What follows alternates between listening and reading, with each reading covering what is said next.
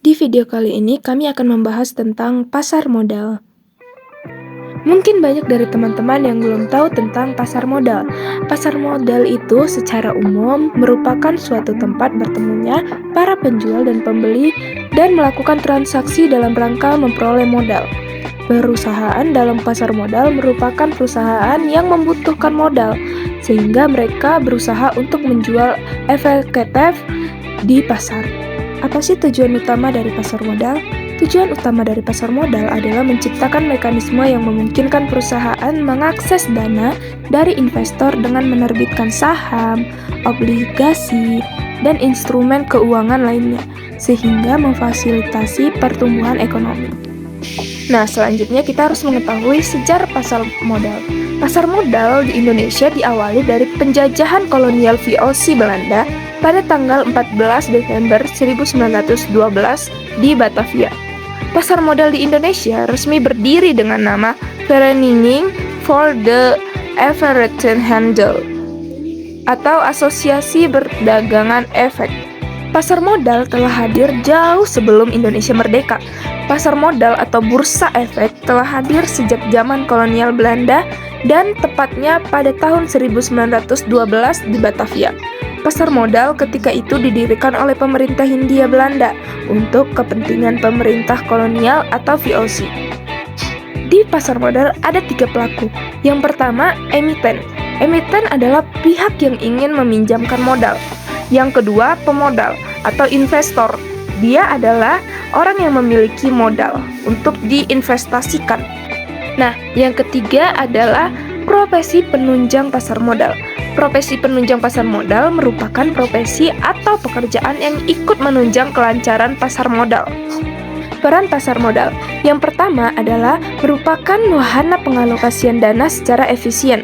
Yang kedua adalah sebagai alternatif investasi.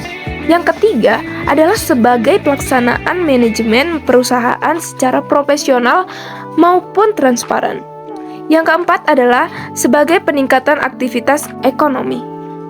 Nah, contoh-contoh instrumen pasar modal yang pertama adalah saham, yang kedua obligasi, yang ketiga reksadana, yang keempat indeks berjangka, yang terakhir atau yang kelima adalah warna. Apa aja sih manfaat pasar modal bagi investor? Manfaat pasar modal bagi investor itu banyak sekali. Yang pertama pastinya nilai investasi berkembang mengikuti pertumbuhan ekonomi. Nah, yang kedua adalah memperoleh dividen bagi mereka yang memiliki atau memegang saham. Dan manfaat yang terakhir adalah dapat sekaligus melakukan investasi dalam beberapa instrumen. Banyak sekali faktor yang mempengaruhi keberhasilan pasar modal. Salah satunya adalah ketersediaan sekuritas. Nah, pasar modal juga mempunyai fungsi. Fungsi yang pertama adalah fungsi ekonomi. Fungsi ekonomi berfungsi menjadi penyedia fasilitas atau sarana yang menjadi jembatan antara dua pihak penting dalam kegiatan ekonomi, yaitu investor dan badan atau lembaga yang membutuhkan dana. Nah, yang kedua adalah fungsi keuangan. Di samping menjalankan fungsi ekonomi, pasar modal adalah sarana yang memungkinkan terjadinya perolehan imbalan atau retur bagi investor. Nah, setelah kita tahu manfaat pasar modal untuk investor, ada juga ternyata manfaat pasar modal untuk emiten. Yang pertama adanya jumlah dana yang dapat dihimpun berjumlah besar. Yang kedua adalah dana tersebut dapat diterima sekaligus pada saat pasar perdana selesai. Yang ketiga adalah tidak ada konvenan sehingga manajemen dapat lebih bebas dalam pengelolaan dana atau perusahaan. Yang keempat adalah solvabilitas perusahaan tinggi sehingga memperbaiki citra perusahaan.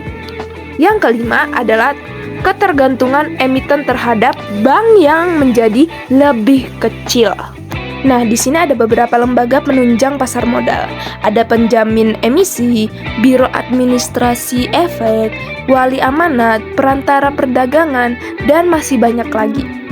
Nah, pasar modal juga memiliki ciri-ciri. Yang pertama adalah produk yang diperjualbelikan adalah surat berharga. Yang kedua, berfokus pada pemenuhan kebutuhan perdanaan jangka panjang. Yang ketiga adalah nilai investasi bergantung pada ekspansi ekonomi. Dan yang keempat atau yang terakhir adalah capital market umumnya mengacu pada wilayah tertentu. Ini dia contoh pasar modal.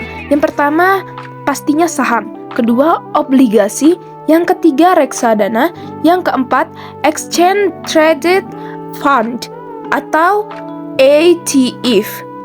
Dan yang kelima atau yang terakhir adalah surat berharga derivatif. Sekian dari kelompok kami, terima kasih.